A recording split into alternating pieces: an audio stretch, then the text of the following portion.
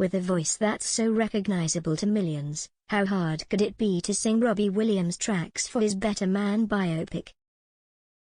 Norfolk-born singer Adam Tucker took on the voice of Robbie on a string of tracks from his earlier days for the movie. The movie, which came out on Boxing Day, saw Robbie transformed into a CGI monkey, playing into his cheeky yet creative persona. But while the film has been a roaring success, parts of it were not easy for Williams, 50, who relived some of his darkest times, including his fallout with former Take That bandmate, Gary Barlow.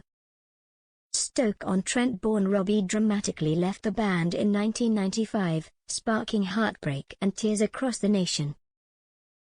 But behind his decision, he had been secretly battling a drug addiction and rising tensions with his bandmates, Barlow, Mark Cohen, Howard Donald, and Jason Orange.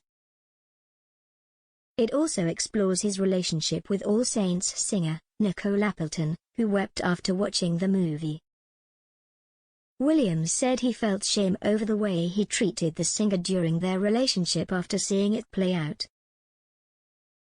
But just how involved was he in the movie? Speaking exclusively to The Mirror, Adam, 30, revealed how he got the part. Thankfully, a friend of the singer lived next door to one of the casting agents working on Better Man. It took a while, he said of his audition process. He went on to add, next thing, I'm having a phone call with these guys, before explaining he sent over a string of recordings of himself singing Angels, Feel, and Let Me Entertain You. When they said yes, I was straight in the studio on and off for maybe 18 months. We started in February 2023 and the film came out this Christmas. It's been in the works for a while, but when you're doing CGI, it's quite complicated. But how involved was Williams throughout the process? Adam explained, he provided the stories and voiceovers and what needed to happen. The help that he gave us in the studio, there are some bits, there had never been a recording of Land of 1000 Dances, nobody has heard him sing Take That in terms of Relight My Fire, these versions. I know how he sounds in general, but it was specifically on things, there are some voice notes that we'd had from him to guide us on the right path of how it sounded, or how he would sing. He's from Stoke, but he doesn't necessarily sound like he's from Stoke. It's his own voice, it's not an obvious voice. If you have an Elton John you can change your pronunciations, whereas Robbie is quite specific, his voice is really unique but not glaringly obviously different. He was able to give us references for singing.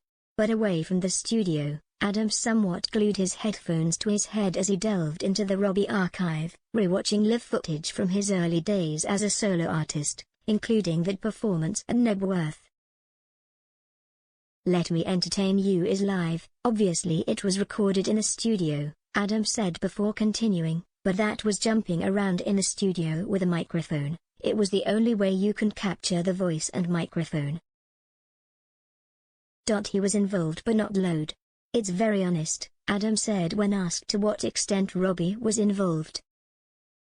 Since its release, Williams admits he's almost the bad guy in the movie due to his levels of honesty. This, however, is something Adam praises the legendary. I think that's his biggest asset, being completely open about him and the way he thought at the time, he said, before continuing, times have changed, he's matured quite a lot and he thinks differently about certain people now in a more positive light. It's a really dark film, it's so raw and obviously a lot more emotional. People I've spoken to were like I was crying at the end, when he's singing My Way, reuniting with his dad, people are in tears. It's very interesting, a lot of people are very shocked. Obviously the monkey, people thought why is a monkey? They never address it in film, why is he a monkey? But it just works. Despite taking on the role of Robbie, Adam joked that had never been a Robbie tribute act, despite dozens of people asking him. You close your eyes and it sounds like Robbie Williams, but you open them and it looks like Ed Sheeran, he laughed. While many people question if he changed his voice to take on Robbie, he revealed that there had been slight changes, but almost everything was natural. At his audition, Adam was keen to not try an attempt to impersonate Robbie and instead showed off the real him. "I never thought I sounded like him, maybe little bits because I'm singing a Robbie song or something," he said. He went on to add, "Obviously when I watched the film, I knew what bits I sang, I knew what bits Robbie sung, but I was like, oh wow, that does sound like Robbie, not that I should have been shocked because that's the reason I got hired, it's crazy." Entering the audition room, Adam made the brave decision to sing Angels, one of Rob's most defining songs. With Angels, I remember sitting there when I was 4 or 5 with the cassette player, playing Angels on repeat and pretending to sing as Robbie Williams, he proudly recalled. "For me it was huge. It's weird, I've done this in the studio for the last 18 months with 4 people. You sort of forget that it's going out to the world because you're so engrossed in going to the studio. It's sort of like going to the studio every day with your mates. The whole thing was just fun, there was no pressure, the only permission I felt was what I put on myself. I auditioned straight into singing Angels and I was like, oh my god, this is the biggest song, especially in Europe, but one of the biggest songs ever. You just never feel the gravitas of what you're doing when you're in a studio, because you just don't know how it's going to be receptive, with people and I'd never thought about that." 6 months after wrapping his parts of recording, Adam knew that people had been working behind the scenes on the movie but was secretly getting to grips with millions of people across the world hearing his voice, and seeing his name on the film credits. He said, "I managed to camouflage myself in the role of singing, I was quite proud of that. I think it sort of makes that shock factor when people are turning around and going, oh now someone else is singing. There are some songs in the film that is me and him singing, it cuts between both of us, most people would not know, obviously there was a lot of work that's gone into it. That's how seamless I think our voices would have sit. Some of the songs are completely remade and different. Obviously he didn't write these songs with the intention that they were ever going to be in a film and they were going to be to a specific narrative.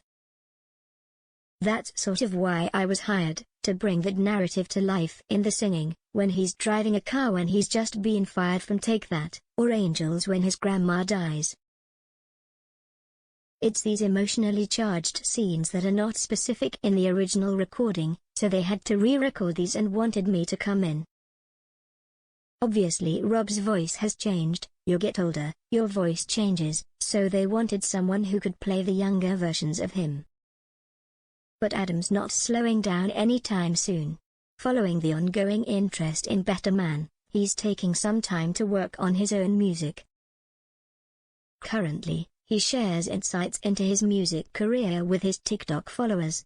"Well, ride this wave and see what comes from it," he told me as he attempted to get his head around how big the movie is. He went on to say, "I've been on telly before and done a performance on BBC One and then, you get that sudden rush of people coming to you. You're kind of the talk for a couple of weeks and then it just kind of dies off. Whereas a film has got like this, almost like this ramp effect, people start by going to watch the film, and they tell their friends to go watch the film, and then people start finding out about you, it's kind of like a slow ramp." Robbie famously explained that his beloved mother Janet closed the curtains of their home one night and was never able to open them again. "Might not that be crazy, but people have started to stop me in the town I live in," he laughed.